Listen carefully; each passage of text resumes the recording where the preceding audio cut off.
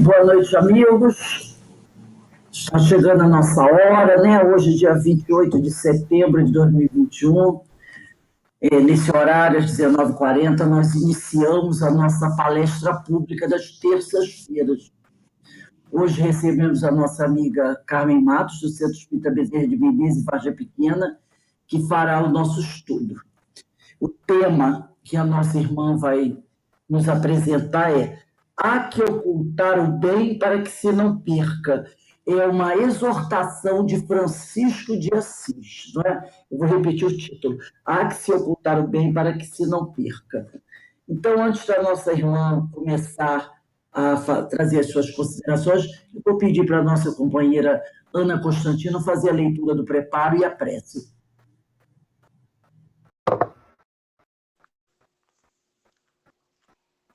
Minuto com Jesus. Não julguei para que não sejam julgados.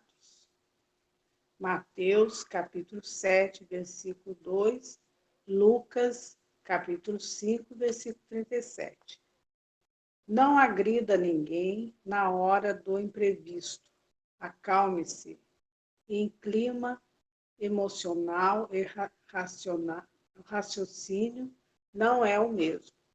Você, em certos momentos, pode considerar-se atingindo na sua dignidade, mas lembre-se que a verdadeira dignidade não se deixa ferir e invulnerável.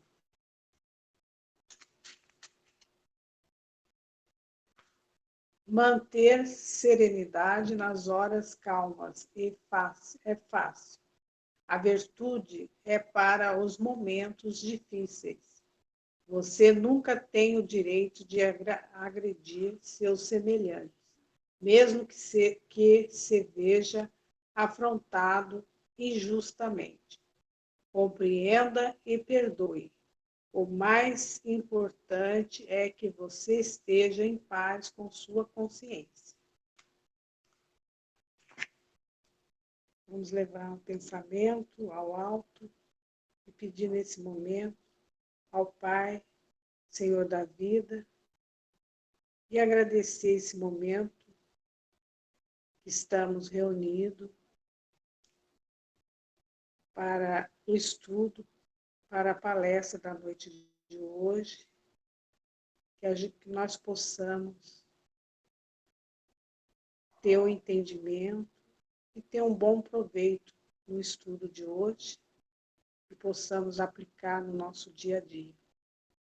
Agradecemos e pedimos a presença do Mestre, dos nossos mentores, da espiritualidade amiga, que elas possam também dar o seu suporte, o seu amparo, a Carmen, que vai passar esses esclarecimentos para nós hoje à noite.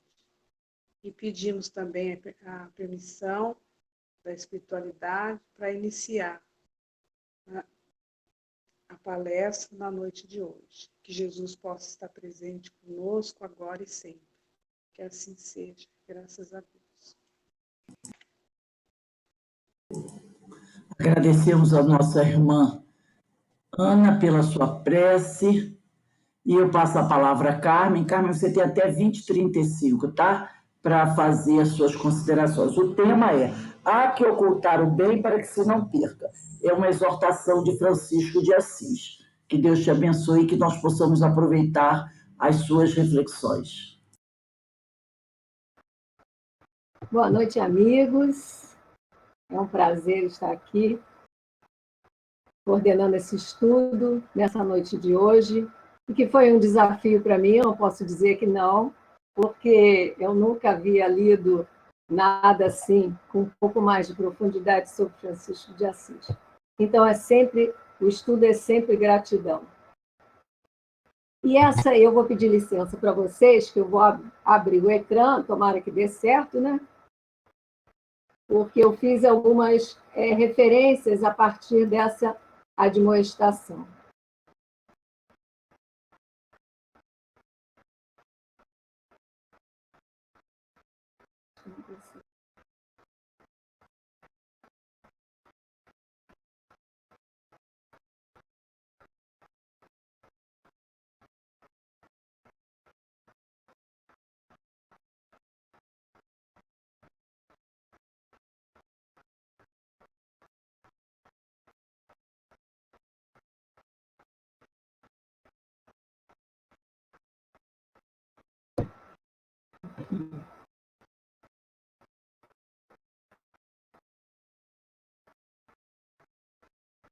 Bom, acho que está aparecendo aí para vocês, né?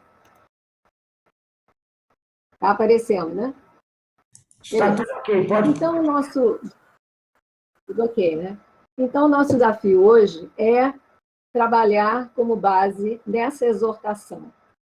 As exortações, também chamadas admoestações, são advertências, são apelos, são mensagens que Francisco de Assis nos traz para que a gente possa aprender, para que a gente possa se ajustar, se alinhar às leis divinas. Eu vou abrir aqui. Então, aqui está a exortação, lembrando que são 28, essa é a 28ª, e ela diz assim: há que ocultar o bem para que se não perca. Assim, de cara, nós pensamos, bom, vamos esconder aquilo que eu tenho de bem para colocar debaixo do alqueire, enfim, aquela passagem, né, que a gente conhece, esconder, mas não é nesse sentido. E aí Francisco continua aqui: bem-aventurado o servo que entesoura no céu. E está em Mateus, capítulo 6, versículo 20. Que entesoura no céu os bens que o Senhor lhe concede e não procura manifestá-los ao mundo, na esperança de ser recompensado. Pois o próprio Altíssimo... É porque aqui não está aparecendo, tem que ver aqui. O próprio Altíssimo manifestará as suas obras a todos quantos lhe aprouver.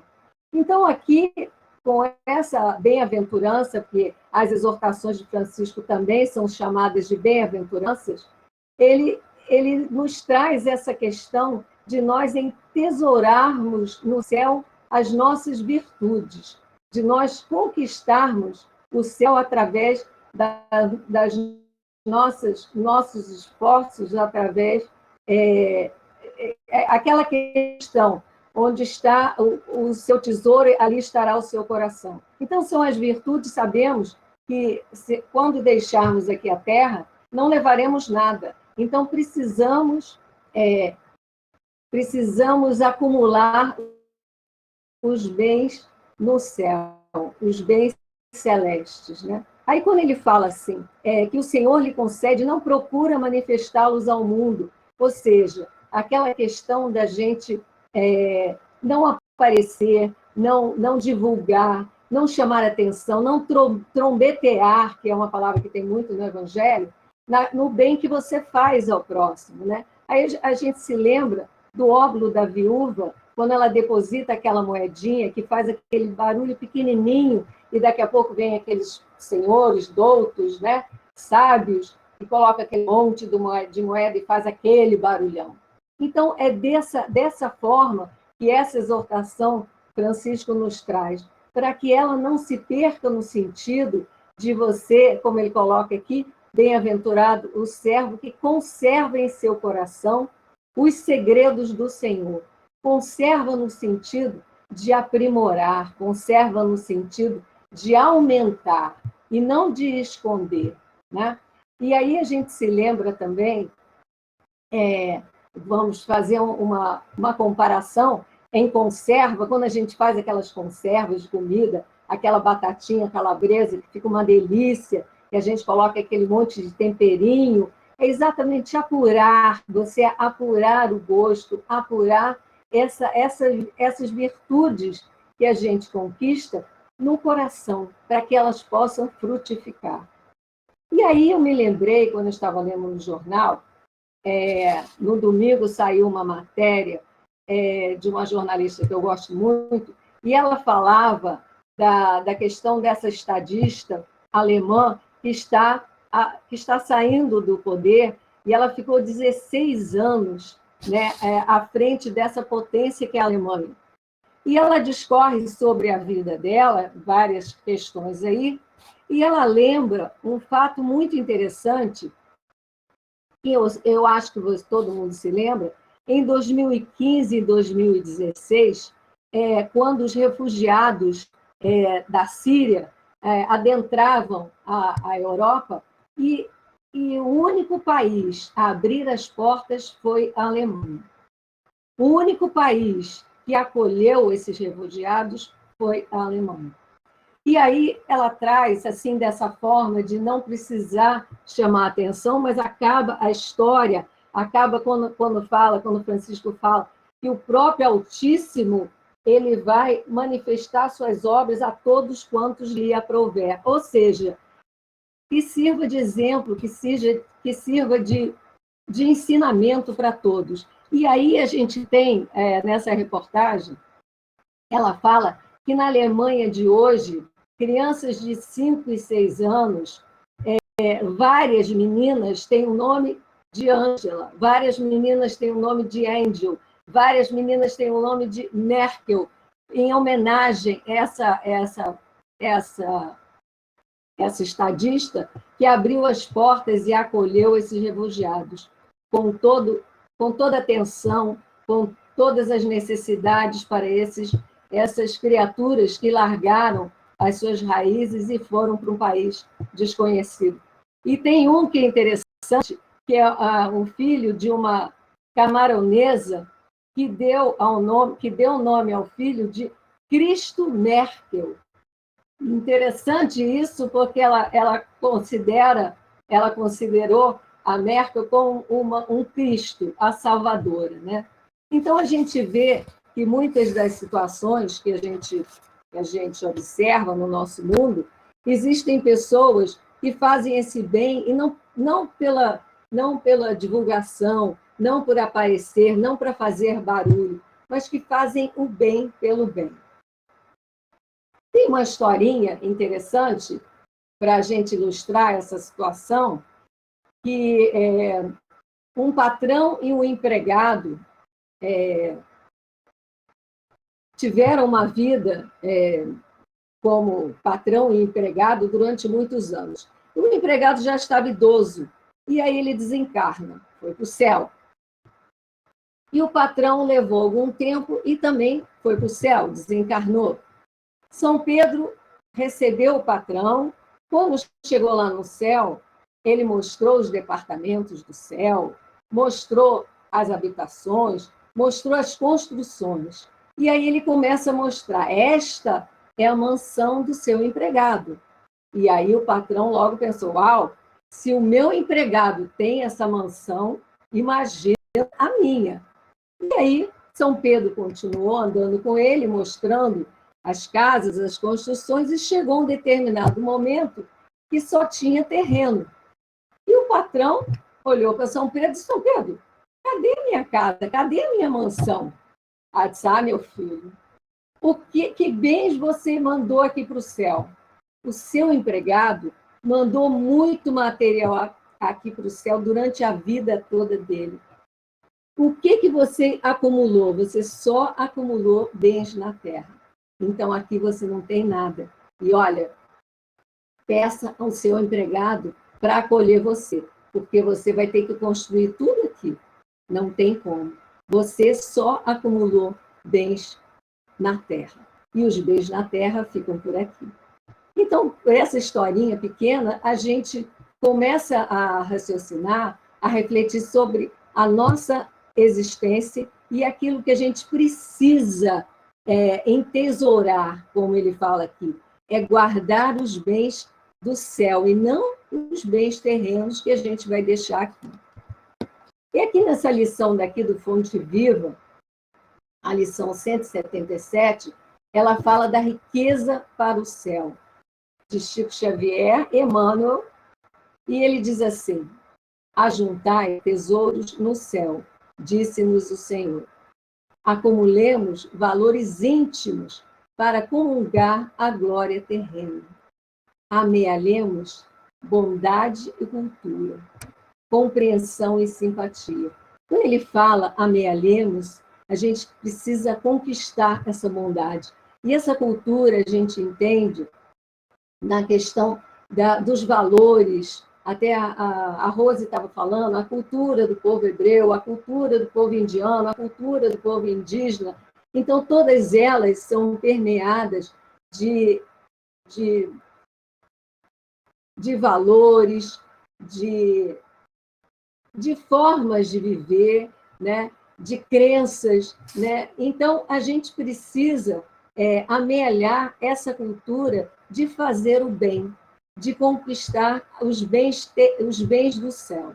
E a compreensão e simpatia é básico, né? Quantas vezes nós, por falta de compreensão, por falta de entendimento, que estamos todos nessa caminhada, estamos todos tentando amealhar, né, esses valores íntimos, e quantas vezes o nosso companheiro, seja de trabalho, seja da casa espírita, seja parente, seja... Enfim, nós, às vezes, não compreendemos o estágio evolutivo que determinada pessoa está ao nosso lado, por não compreender a nossa crença, por não compreender a forma, as nossas escolhas. E aí, essa simpatia se apaga. Vira o quê? Um mau humor. Vira o quê? Uma falta de caridade para com essa pessoa. Então, Emmanuel nos traz essas reflexões para que a gente possa comungar essa glória eterna. E aí ele continua, sem o tesouro da educação.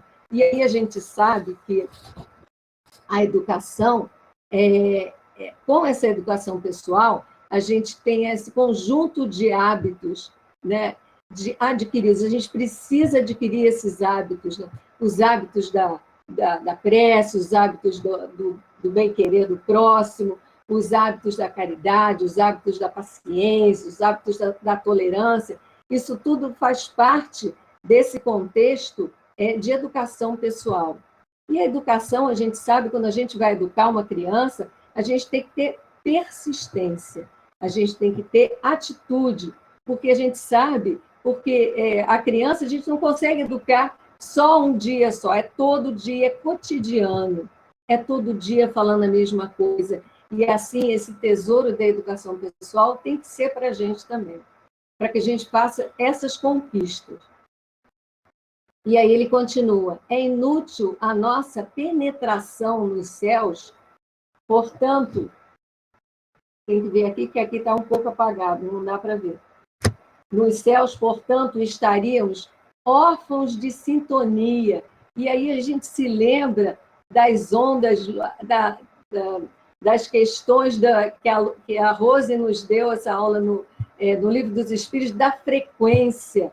Eu até grifei isso aqui, o grifo é meu. Órfãos de sintonia. O que nos diz isso, né? Na questão da sintonia? E a gente lembra do estudo da Rose, quando, no livro Pensamento e Vida, quando fala que a força de sintonia nascerá sempre de nós para com os espíritos, pois seremos, logicamente, nós que acionamos a tomada da ligação mental. Então, quando a gente tem essa certeza, essa informação, né, dessa sintonia que nós estabelecemos, a gente, no processo obsessivo, nós sabemos que os dois pensam e estão na mesma sintonia, na mesma frequência. E aí acaba esse casamento terrível, esse casamento destrutivo. E aí, dando continuidade aqui a respeito da sintonia, que ela fala que a gente precisa vencer os maus pensamentos, porque o nosso pensamento vai, né, percorre quilômetros, e essa sintonia com os espíritos elevados, a gente só vai conseguir se a gente tiver essa educação pessoal, se a gente tiver esse controle daquilo que a gente emana e daquilo que a gente chama para a gente também, não é? A gente sabe que a gente busca, a gente, como fala aqui nessa questão daqui, só um instantinho. Assim, aqui. Nós acionamos a tomada mental e a inspiração é a equipe dos pensamentos alheios que aceitamos ou procuramos. Então, a gente aceita o pensamento de um espírito perturbador para nós, a gente aceita porque a nossa sintonia está coagulando com ele. Então, o cuidado que nós temos que ter com o nosso pensamento, porque é exatamente isso aqui. Nós ficaremos órfãos de sintonia para corresponder aos apelos da vida superior. Então, cuidado com a sintonia, o cuidado que a gente tem que ter é exatamente essa educação pessoal. Vamos adiantar um bocadinho. E aqui somente para a ilustração, para a nossa ilustração, sobre o céu e inferno, porque falamos muito de céu e inferno, né? E Allan Kardec nos diz que a felicidade está na razão direta do progresso realizado. De sorte que dois espíritos, um pode não ser feliz quanto o outro, unicamente por não possuir o mesmo adiantamento intelectual e moral, sem que por isso precisem estar cada qual em um lugar distinto. O céu e o inferno está dentro de nós. Nós conquistamos o céu ou o inferno. Está na parte segunda aí, somente para a nossa reflexão, o céu e o inferno não são lugares circunscritos e determinados, mas estados íntimos da criatura, alicerçados na consciência de cada um. Então, depende da minha consciência. Então, o céu, eu posso estar com o céu e o meu companheiro aqui do lado está no inferno, a gente fala no inferno astral. Né? E aí Jesus nos fala, através de Mateus, no Evangelho de Mateus, ele diz que quem quiser salvar a sua vida, perdê-la-á. E quem perder a vida por minha causa, achá-la-á. É interessante a gente ler isso aqui e a gente se apavora, né? Como é que eu vou perder a minha vida? É perder os apegos, perder o meu orgulho, a minha vaidade, o meu egoísmo. Lembramos de Maria de Magdala, que ela deixou toda a vida dela, né? Lembrando do homem, do rapaz rico que veio até Jesus e perguntou que ele queria seguir Jesus, e Jesus diz a ele se ele já seguia as leis, e ele disse todas elas, eu não mato, eu não roubo. E aí Jesus falou para ele, já sabendo do apego dele em relação aos bens materiais, e aí ele diz para ele, vende tudo e me segue. Aí o rapaz, não, peraí, isso aí também é demais, não. Vender tudo e seguir também não. E aí a gente percebe que nas nossas vidas, né, o quanto que a gente está se alinhando para seguir Jesus. E a gente sabe que a gente não precisa vender tudo que a gente tem, a gente não precisa vender o carro, né, o apartamento, não é por aí. É a gente deixar, né, os nossos apegos, os nossos vícios, né, aquilo que ainda nos prende, né, a esse materialismo, né? E aí a gente tem essa imagem da porta estreita e como nos incomoda, né, essa questão desse espaço reduzido que é a porta estreita. É porque ainda é muito difícil para nós para vencer os nossos vícios, os nossos apegos. É por isso que a porta se coloca reduzida. E aí aqui essa pergunta que é uma pergunta intrigante, que é no Livro dos Espíritos, a pergunta 909, que ela diz que poderia sempre o homem, sempre, olha Kardec como pergunta, sempre o homem, pelos seus esforços, vencer as suas más inclinações? E os Espíritos nos dizem sim, e frequentemente fazendo esforços muito insignificantes. Olha que coloca muito insignificante. O que lhe falta é vontade. E os Espíritos ainda colocam, quão poucos dentre vós fazem esforços.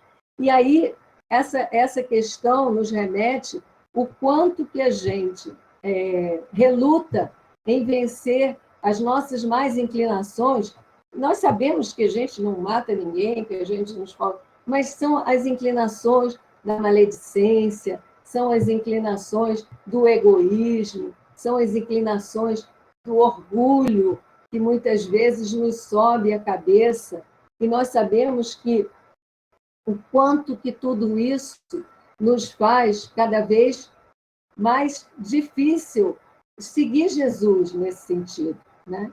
Então, a gente sabe, os espíritos já nos dizem que o esforço é pequeno, que o que falta para a gente é vontade de melhorar, é vontade de crescer.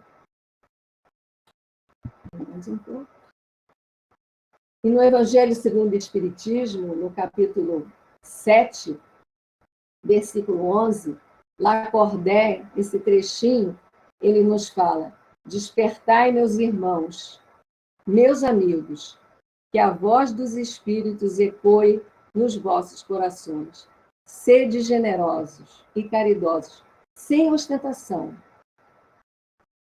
Isto é, fazei o bem com humildade, e cada um proceda pouco a pouco à demolição dos altares que todos ergueram ao orgulho.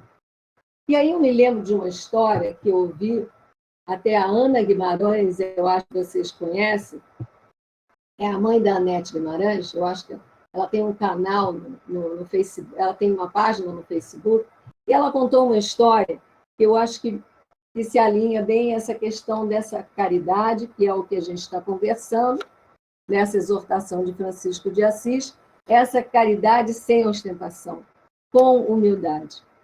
E é um fato que aconteceu com um conhecido dela, um homem bom, que tinha um escritório no centro da cidade. E todos os dias, após o expediente, ele atravessava a rua e se encontrava com um amigo, dono de uma joalheria. Então, isso, anos e anos, né? Eles faziam a amizade estreita e eles se encontravam todos os dias. E nesse dia, esse homem olhou depois de encontrar o amigo lá dentro da joalheria, ele olha pela janela e vê a praça, onde várias moças aguardando os clientes, depois do expediente, era a hora dos clientes relaxarem, enfim, os vícios, né? E aí esse homem olha para uma moça, esse homem bom olha para a moça com atenção e chama o amigo. Amigo, olha bem para aquela moça ali bonita. Você está reparando alguma coisa nela? Ela está um pouco gordinha, não é? Parece que está assim. Ela está grávida. Aí ele faz o aceno e chama a moça. A moça vem toda provocante, né? Com aquele sorriso malicioso. E ele, com aquele olhar terno, olha para ela e pergunta: você está grávida? Aí ela toma um susto, porque imagina se alguém ia perguntar alguma coisa dessa para ela, e ela reluta um pouco, mas ela diz: sim, estou grávida. E ele diz: não é perigoso para você, nesse estado, trabalhar assim? Aí ela fala: pois é, meu senhor, mas é a única forma que eu tenho de proteger a minha mãe, que eu a sustento, e o meu filho de 3 anos que está em casa. Aí ele olha ternamente para ela e, sem diminuir ela por causa da profissão, mas pergunta: minha filha, quanto você faz num dia? Aí ela disse: na faixa disso e disso, X e X. Qual é o máximo que você faz? Aí ela respondeu. Aí chamou o amigo: amigo, traz a máquina de calcular, por favor. Aí anota aí. Quantos dias na semana você trabalha? Às vezes eu trabalho 7 dias na semana. Anota aí, meu amigo. Multiplica por 7. Agora multiplica por 4. Multiplica por 12. Durante um ano, quanto essa moça faz? Aí ele mostrou. Agora multiplica por 2. 2 anos de trabalho. Ele mostrou para o amigo uma soma considerável. Aí ele pegou o talão de cheque, preencheu o cheque, entregou para a moça e disse: isso aqui é para você parar de trabalhar durante 2 anos, para que você possa passar esse momento agora dessa gravidez e, quem sabe, você consiga um outro trabalho que não te agrida tanto o seu corpo e a sua mente. E a moça, com os olhos cheios d'água, perguntou: por que o senhor está fazendo isso comigo?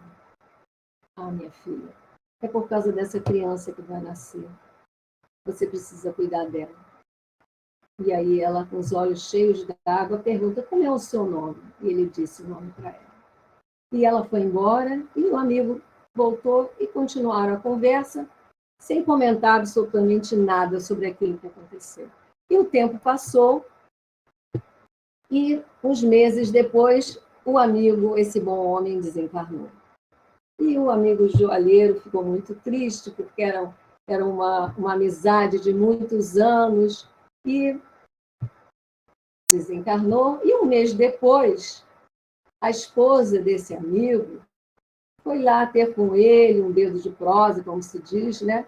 Relembrando, né, os momentos do amigo, que foram tão bons, conversando alegremente, com aquela saudade, e dali a pouco chega uma moça com um carrinho de neném, procurando pelo amigo.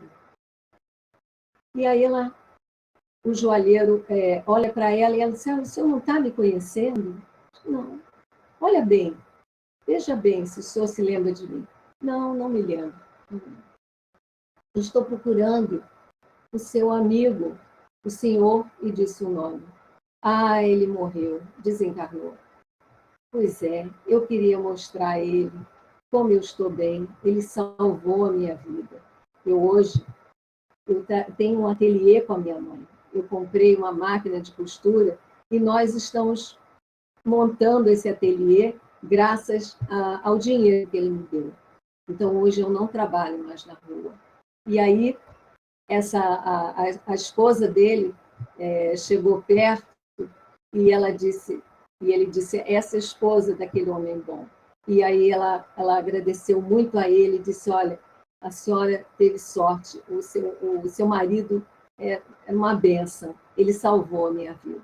E aí a situação acabou, e dessa forma a gente percebe essa caridade com humildade, essa caridade sem ostentação, que a esposa dele nem sabia desse fato, nem sabia que ele tinha ajudado tanto essa moça. E assim a gente vê outras pessoas, não um dos grandes vultos, mas a gente me lembrei do Ricardo Boechat, né, que todos conheceram, aquele jornalista, né, intrigante, e que depois que ele morreu, a gente sabe que muitas pessoas vieram homenageá-lo e mostrando o quanto ele tinha sido generoso, pagando estudo para pagando livro, pagando tratamento médico. Então, as coisas começaram a aparecer, porque a caridade era sem ostentação, era com humildade, sem agredir, com respeito. Então, vamos à frente aqui. No Evangelho segundo o Espiritismo, ainda no capítulo 13, no item 12, essa lição tem muito a ver com essa exortação de Francisco de Assis.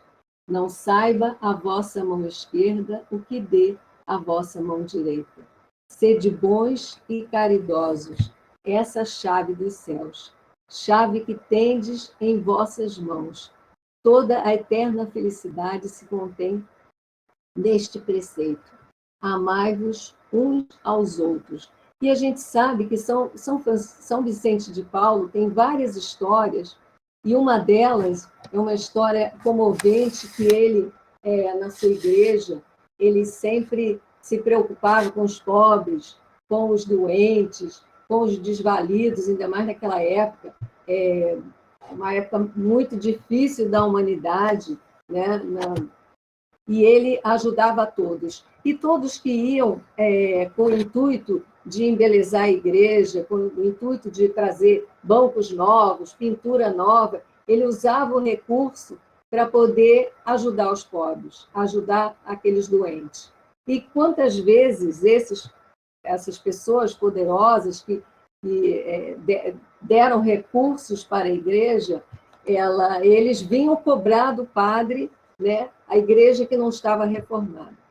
Enfim, mas ele, com humildade, com esse amor ao próximo, né, que ele tinha, ele sabia contornar. Mas teve uma vez que a situação estava muito difícil, era a Idade Média, um momento difícil da história, e ele precisava de recursos, precisava de dinheiro, mesmo aqueles recursos que ele desviava para poder ajudar, né? E aí ele se viu na necessidade de bater a porta das pessoas. E assim ele ia batendo de porta em porta, pedir para os pobres, né? E aí ele chega numa mansão onde um desses poderosos, né, que davam recursos para consertar a igreja, né, ele viu que era o padre Vicente de Paulo, e ele desce a escadaria da sua mansão, e quando abre a porta, o padre Vicente de Paulo, ele nem conseguiu falar direito para que era, e ele dá uma cusparada no rosto dele. E aí, o que faz? O padre Vicente de Paulo, ele pega um lenço, limpa aquela sujeira, né, aquela cusparada, e guarda no bolso. E diz para ele: meu senhor, a sua esmola para mim já está aqui. Muito obrigada. Mas e para os meus pobres? O que o senhor tem para me dar? Aí diz que esse senhor, ele se arrepende de tudo que ele fez, né? Pela forma humilde, pela forma respeitosa que ele trata aquele homem, e ele se torna um contribuinte no sentido de acompanhar a igreja, diferentemente do que ele fazia antes, que era só o recurso que ele dava. Então, a gente sabe que a chave dos céus está nas nossas mãos e depende da forma como a gente usa, né?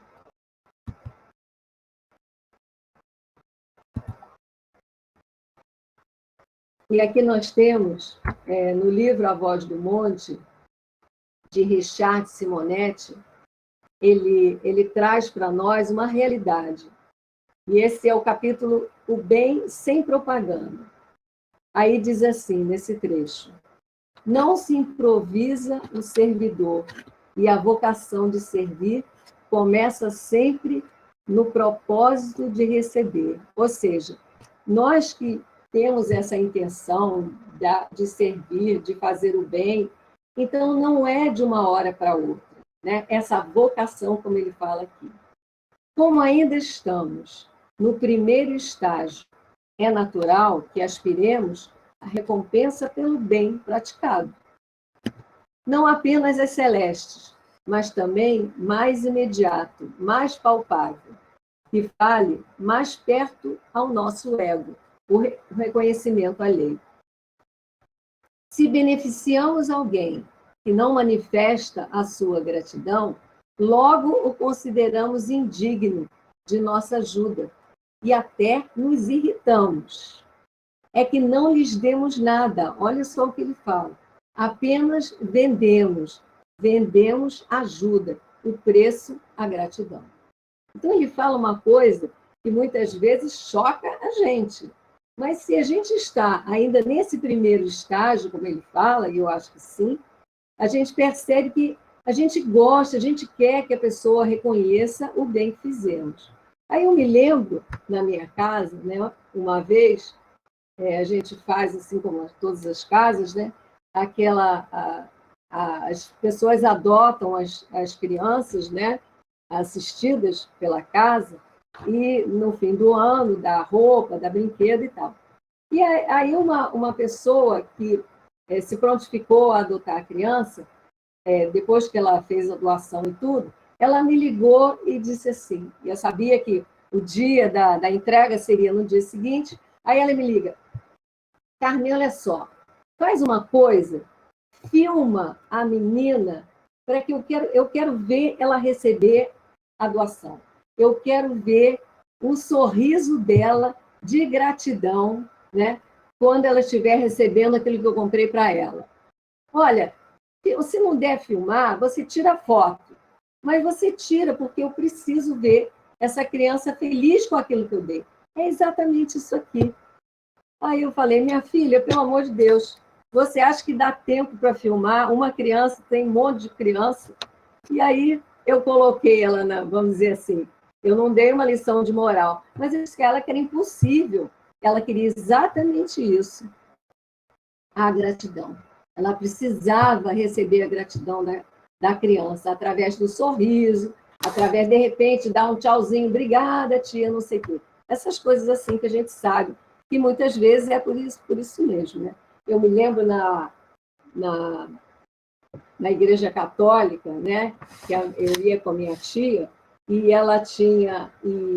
fazia sempre quermesse, né? Eu acho que até hoje faz, né? Assim como a gente faz na Casa Espírita, a gente faz... a gente junta, né? A gente faz rifa, a gente faz bingo, essa coisa toda. E aí, eu me lembro que eu ia com ela e as pessoas levavam um bolo de fubá para o bingo, né? Ou para... como é que chama? Não estou me lembrando o nome. A rifa, não. Era tipo enfim, quem dava mais, não estou me lembrando o nome. Então, quem dava mais? Então, era um bolo de fubá. Imagina um bolo pequeno de fubá. Então, tinha pessoas, aí um dizia, não, eu dou tanto, vamos dizer assim, na época, seria hoje como se fosse R$ 500. R$ 500 pelo bolo de fubá. Aí o outro dava R$ 1.000, aí o outro dava 1.200. Então, ficava aquela briga de mostrar quem era mais poderoso, que dava mais, né? E aquilo enchia o peito daquelas pessoas endinheiradas e levavam um bolo de fubá por R$ 1.200, né? E aí a gente sabe que muitas vezes, durante as necessidades da igreja, muitos dos companheiros batiam a porta dele para pedir recursos, seja assim para comprar uma cesta básica, alguma coisa, e ele fechou a porta e não estava nem aí. Ou seja, naquele momento em que todo mundo estava assistindo, em que todo mundo estava vendo, ele sentia a necessidade porque tinha... aparecia as pessoas, estavam vendo. Então, a vaidade, o ego inflava, e era isso, que ele queria exatamente isso aqui, a gratidão. Então, a gente entende que muitas vezes, como fala Simonete, que nós estamos ainda tentando essa vocação de servir. E a gente começa sempre no propósito, né, de conquistar essas virtudes celestes, né? Não só daqui da Terra, mas também do céu. Né? E aí a gente tem aqui mais uma referência de Jason Camargo, no livro Educação dos Sentimentos, sobre a educação moral. É essa que nós precisamos realmente nos ater, né? Educação moral. Então, ele diz assim, nesses trechos: observando o estado atual de nossa sociedade, verificamos ainda a existência de certa pobreza material e espiritual.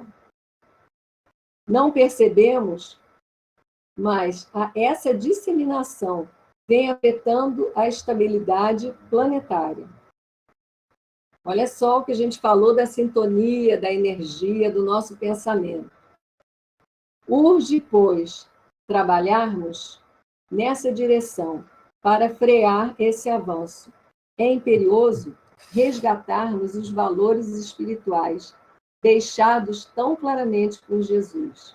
O mundo está precisando cada vez mais de espiritualidade, de respeito mútuo, de amor ao próximo. A solução está aí à nossa disposição. Mudar o foco do nosso interesse, isto é, passar dos interesses materiais para os interesses de ordem espiritual. Então, o que ele nos fala é o que nós já sabemos, não é? O quanto que nós procuramos ou trabalhamos ou nos esforçamos como fala no Livro dos Espíritos, né, a mensagem, que a gente precisa se esforçar. E o esforço é pequeno, nos falta é vontade. Então, o mundo está precisando de mais espiritualidade, de respeito mútuo, de amor ao próximo. A solução está aí, à nossa disposição. Mudar o foco do nosso interesse, isto é, passar dos interesses materiais para os interesses de ordem espiritual. É lógico que, falando assim, parece até nos assusta, né? Mas não é que a gente não vá viver na matéria, a gente sabe que a gente precisa da matéria, mas qual é o nosso foco? Qual é a nossa, aonde que está o nosso tesouro? E nós sabemos que nós valorizamos, a gente vê a forma de quando a gente cria um filho, você tem que ganhar dinheiro, você tem que ser famoso, você tem que ser o primeiro da turma. Quantas vezes a gente falou? Você precisa ser o primeiro também, o outro é o primeiro, você também pode. E, enfim, a gente gira em torno dessa questão da materialidade. A gente educa os filhos e, se a gente puder salvar, a gente salva os netos, com esse conhecimento que a gente já tem, com essa sabedoria a respeito dos interesses de ordem espiritual, né? E aí ele fala da educação moral, que é fundamental. E aqui assim, tá aqui, tá certo. E aqui eu trouxe a exortação 27, para que a gente possa complementar. Eu achei ela importante também. E ela diz assim: das virtudes que afugentam os vícios, né? Trazendo essa questão da educação moral. E aí, Francisco de Assis nos diz: aonde há caridade e sabedoria, não há medo nem ignorância. Vamos pensar, né, dessa questão da caridade, vamos pensar em Bezerra de Menezes,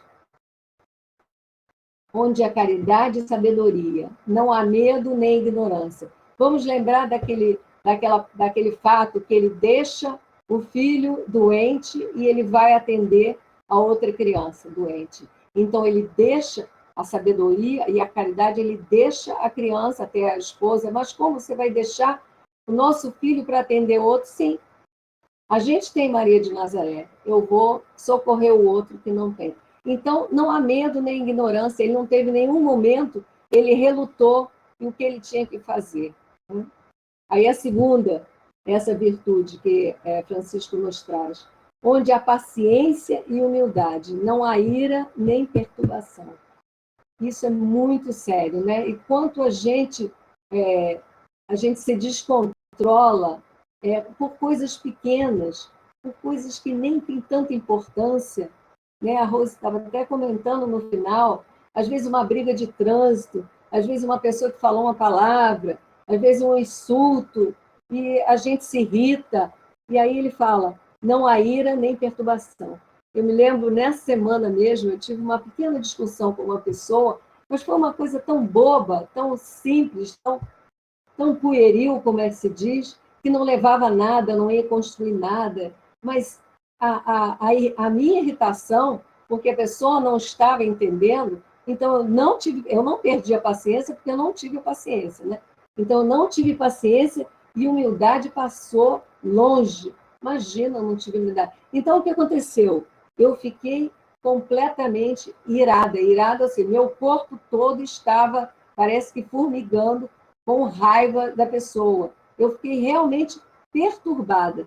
E eu fiquei o dia inteiro com dor de cabeça, porque eu não tive paciência e não tive humildade. Eu não soube recuar, porque era uma coisa tão boba, tão sem importância, mas eu fiquei exatamente assim. Quando ele fala, onde há paciência e humildade, não há ira nem perturbação. Onde há pobreza se une alegria, não há cobiça nem avareza. Onde há paz e meditação, não há nervosismo nem dissipação. E aí eu trouxe uma frase de Sêneca que eu achei importante, que ele diz assim: os desafios não são difíceis porque tentamos. é por não tentarmos que são difíceis. E é exatamente isso. A gente nem tenta e a gente já está achando que é complicado, que é difícil. E Sêneca nos fala, é porque a gente não tenta, então a gente já coloca logo como uma coisa impossível de conseguir. Então, eu só vou parar de partilhar aqui.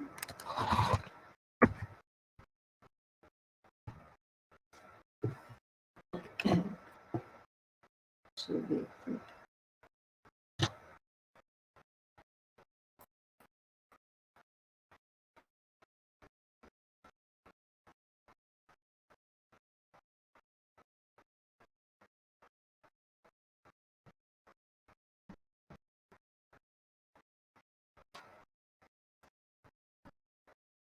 E agora o que eu faço aqui?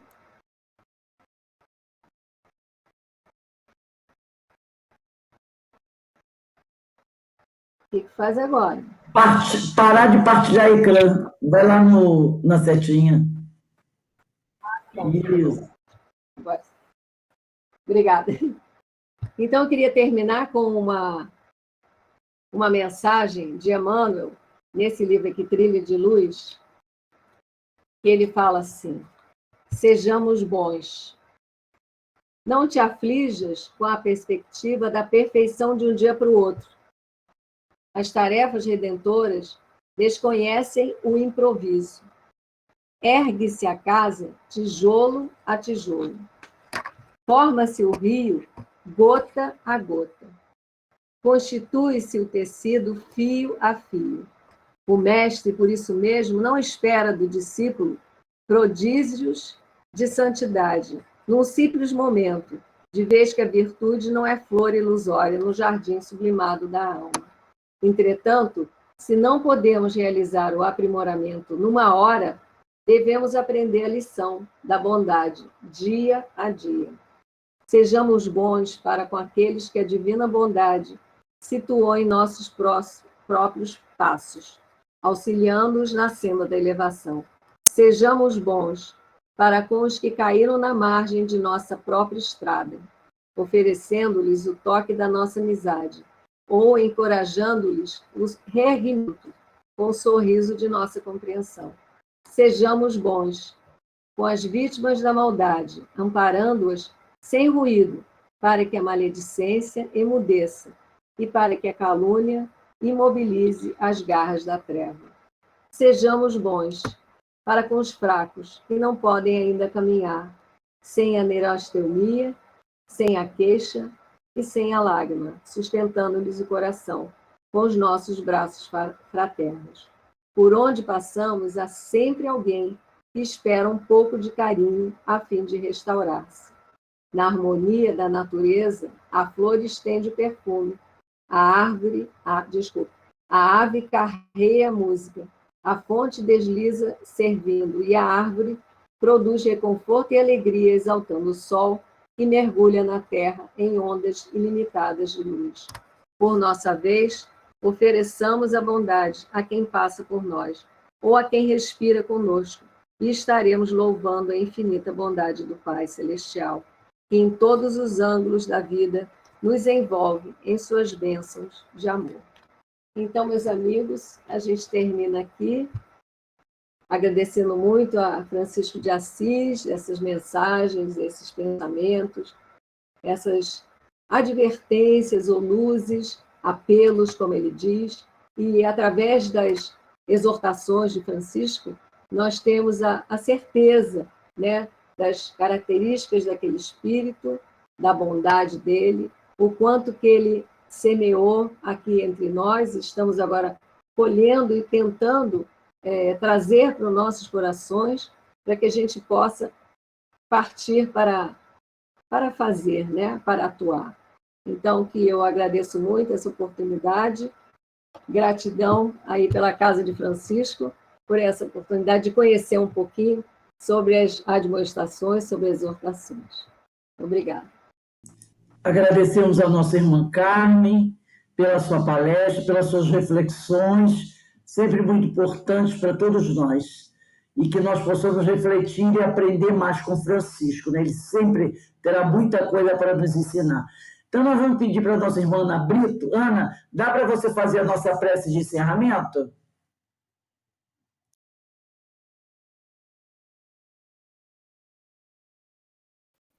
Vamos ver se eu tenho som. Tá ouvindo? Estamos sim, pode falar, pode fazer a prece. Então, vamos agradecer a Jesus, agradecer a Deus, primeiramente, e a Jesus, a Francisco, por essa noite de paz, de amor, de tanto ensinamento. Nós lhe agradecemos, Senhor. Nos ajude, nos ampare, para que nós possamos, Senhor, colocar em prática tudo isso que nós aprendemos hoje. Que a sua paz, o seu amor, possa nos fortalecer e que todos nós, Senhor, possamos ter uma noite de aprendizado, que nós possamos continuar nos encontrando para dar sequência ao estudo de hoje. Obrigada, Jesus. Obrigada, Francisco. Obrigada, amigos. Graças a Deus. Muita paz. Nós agradecemos aos companheiros pela presença. Queremos lembrar que hoje é aniversário da nossa companheira Maria Inês. Nós deixamos lá no grupo, né? Um abraço para ela. Maria Inês, que faz parte aqui do nosso estudo. E também quero lembrar a todos que agora, em setembro, nós estamos realizando aquelas palestras voltadas para a sustentabilidade. E agora, dia 30, vai ser a última palestra, né? Das 5 que foram realizadas. O tema da quinta-feira vai ser o reuso da água e a importância para o meio ambiente. Quem vai fazer a palestra é nosso irmão Alcide Geraldo da Conceição, do Centro Espírita de Jacarepaguá. Então, quinta-feira, 19h30, nós vamos ouvir o nosso amigo Alcide falando sobre o reuso da água e a importância para o meio ambiente. E nós estamos vivendo uma crise hídrica, né? Olha como a água é importante. Tínhamos aquela ideia que a água nunca ia acabar. Bastou parar de chover, está tudo seco, e todo mundo já tendo alguns apagões, a conta de luz aumentou, e aumentou muito, né? Pelo menos a minha aumentou muito.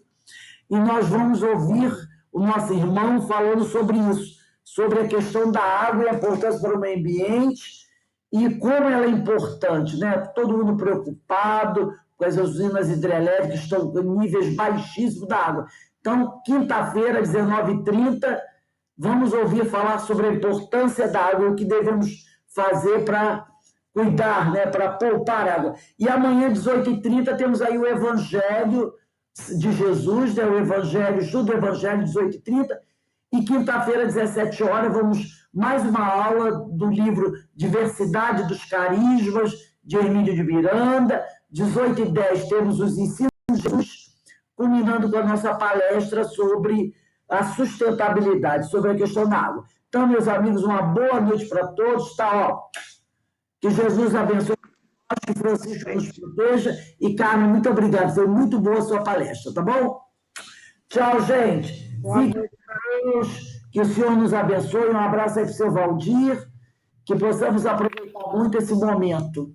Tchau.